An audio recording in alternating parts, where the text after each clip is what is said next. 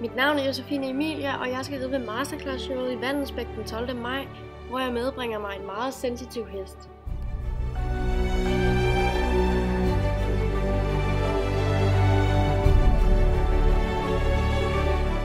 Jeg glæder mig især til at vise, at trods den forskel, der er på de heste, der ligesom vil blive fremvist på dagen, at dette arrangement er et fantastisk budskab om, at hest og rytter skal connect for at kunne præstere på hestens præmisser.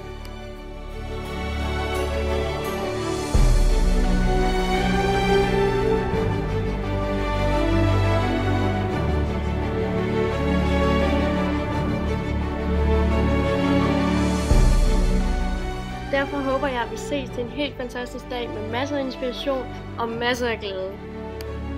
Vi ses den 12. maj til Masterclass-showet i Vandensbæk.